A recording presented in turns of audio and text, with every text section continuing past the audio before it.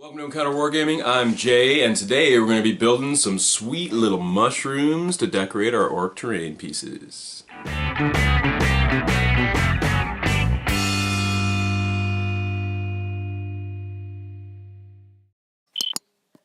Alright, so Orktober is upon us, and just like last week, we built some terrain pieces to continue my orc table, or for our orc tables, I should say, if you're following along and building this stuff at home.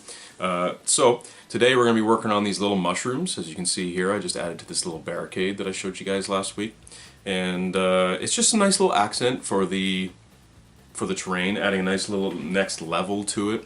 And of course, you can get plastic. Usually, some of the fantasy, or I should say Warhammer orc kits, come with some little mushrooms and stuff like that you can decorate.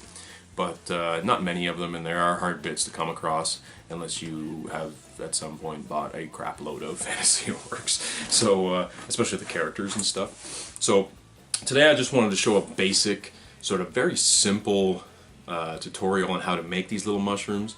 And now you don't have to do them exactly aesthetically the way I've done them. I chose the cool red spotted ones because that to me just adds to the goofiness of orcs, plus they kind of look like the ones from Super Mario Brothers, right? So I'm going to throw up a picture here on the screen to show you guys. This is the way orcs reproduce. So of course they release fungal spores into the environment that they have inhabited, and then these spores they turn into mushrooms, which can gestate anything from a squig to a snotling to a grot to an orc. And usually it goes in that order.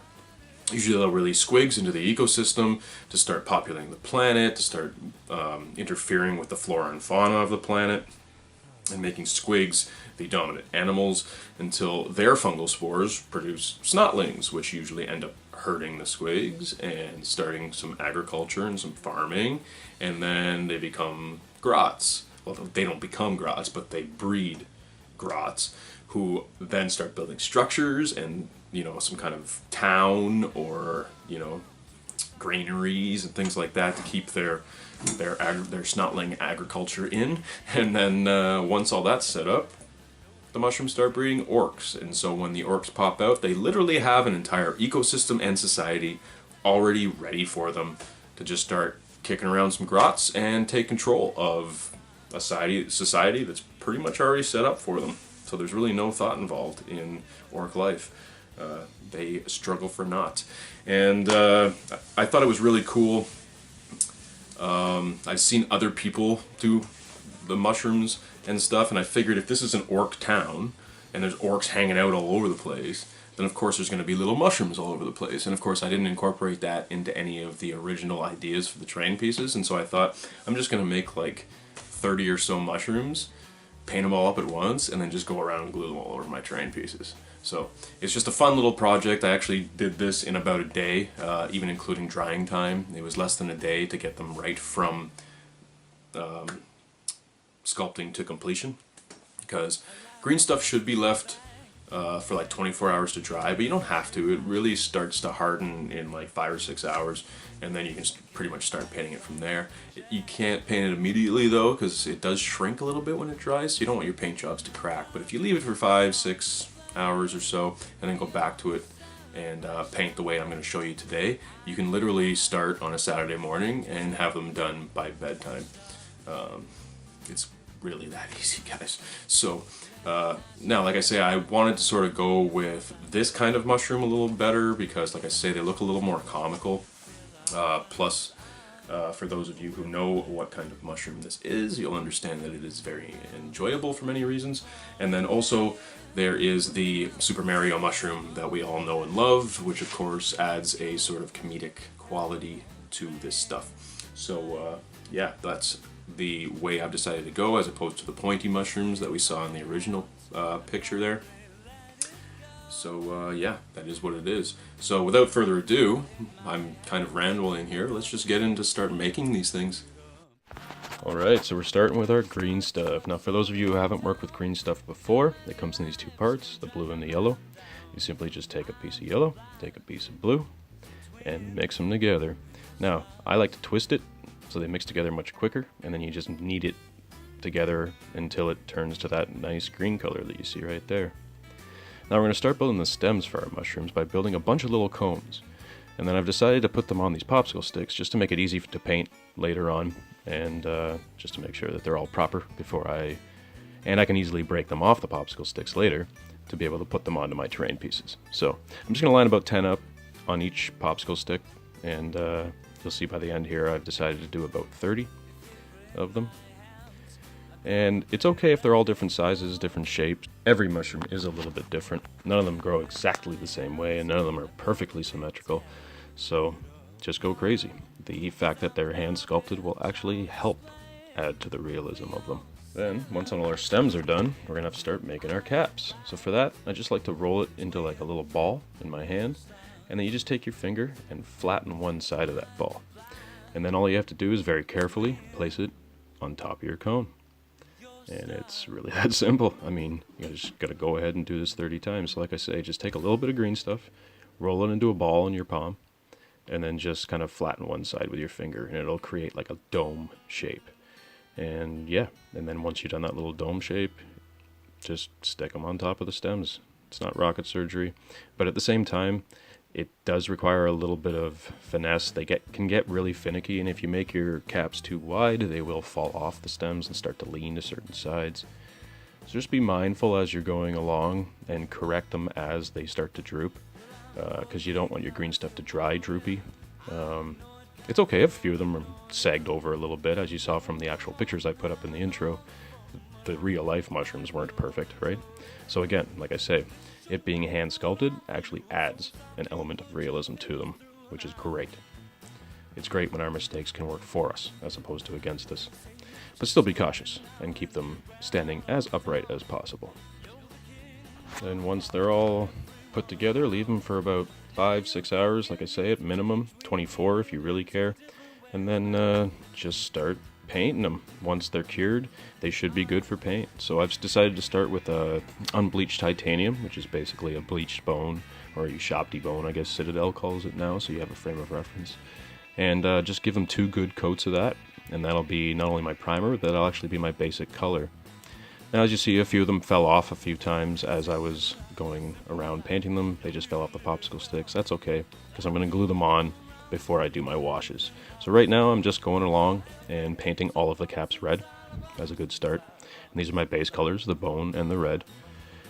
And then start putting on dots. So I'm just using my original bone color and just going around and randomly, haphazardly, sort of just putting dots all around the caps of them. Just to make them look like that red and white spotted Super Mario mushroom. Magic mushroom, for lack of a better word. Because they're going to be orc mushrooms. And once all the paint's dry, I'm just going to hit them with Agrax Earthshade. Just soak them and wash. Don't worry if it pools a little too much. But as you can see here, I am holding the popsicle stick upside down so that the caps of the mushrooms are facing the table when I put on the wash. And that ensures that if it's going to pool, it's going to pool underneath the bottom of the cap. And that way, it doesn't show on the surface, and you actually get a nice dark shadow underneath the cap of the mushroom. Leave my wash for a couple hours to dry, and once it's dry, I can just pop them right off my popsicle stick, no problem. Like I say, most of them are stuck by just simply the stickiness of the green stuff, so it's easy to just pop them off. And I'm just going to take some crazy glue and glue them on my terrain pieces. It's literally that simple. Just crazy glue them onto your existing terrain pieces, wherever you kind of feel they would look really cool, where it needs pop, and yeah. That's pretty much all that's required. So there you go. There's our mushrooms on our terrain pieces. I just picked a couple pieces out of our orc table here to glue them onto. I'm going to go around and put mushrooms on pretty much all of the pieces I've built so far, but we've got here one of our buildings, one of our little barricades, and our cool cacti that we did last week. And yeah, I've just super glued them on in random places. Just kind of out of the way, places where you probably wouldn't be able to place a model anyway, just to add a next level of detail, because if orcs are hanging out on this world, there's going to be mushrooms all over the place, because they can't even control their own reproductive process. So there you go. That's the mushrooms. Hope you guys enjoyed that little tutorial. It was super easy to do, and it just adds a nice little extra detail to our orc table. So I hope everyone enjoyed that tutorial. It was a lot of fun making these little things, and it's going to make my orc table just look that much better. You guys can also use this if you play orcs. You could make a bunch of these and put them all over your bases. It's always fun to add cool little mushrooms here and there, just to, again, add to that sort of that comedic feel of the orcs, that sort of cartoony, comic relief feel that's kind of missing in 40K these days, in my opinion. So yeah, that is what it is. So if you guys really like this stuff and you want to see more of it, hit that subscribe button, hit the like button, because that not only helps us get up in the YouTube search engines and stuff like that, but it'll also notify you when our videos come out, so you'll see all my cool terrain tutorials in the future. Also go back, check out the other terrain tutorials I've already done. We've got multiple playlists that I've done on terrain tutorials, but we also don't just do that, guys. We do battle reports, we do hobby tutorials, we have a podcast, we got all kinds of stuff going on, so it's worth your while to subscribe to the channel. And what else might be worth your while is going to the description below and check out our Patreon campaign. For as little as $1 a video, or even $1 a month if you're so inclined, you get our video content early, as well as a whole bunch of other perks, which I'm not going to get into right now because they're all listed on the Patreon page. So just take a second, guys, go to the description below and click on that Patreon link, and at least read it over and consider giving us $1 of your money in order to significantly increase your Encounter Wargaming experience. So that's all I have to say about that, and I hope you guys will join me for the next terrain tutorial that I'm doing, and we'll see you at our next encounter.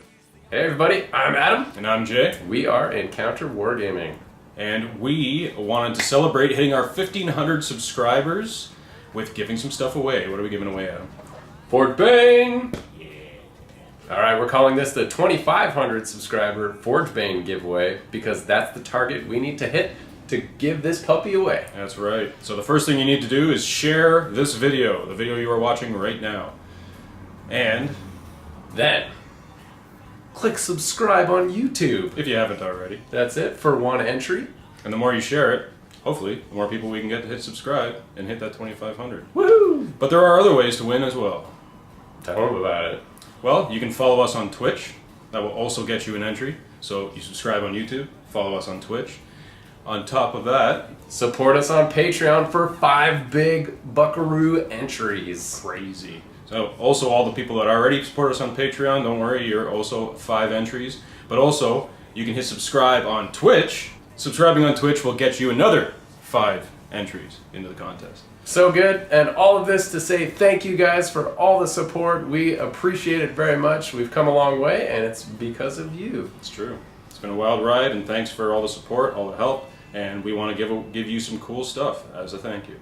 Awesome. So hey, remember to share this video, and guys, I think that's it. So we'll see you at our next encounter.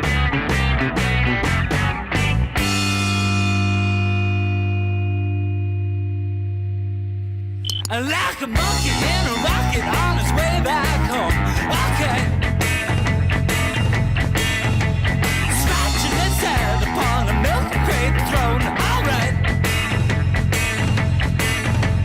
Watching summer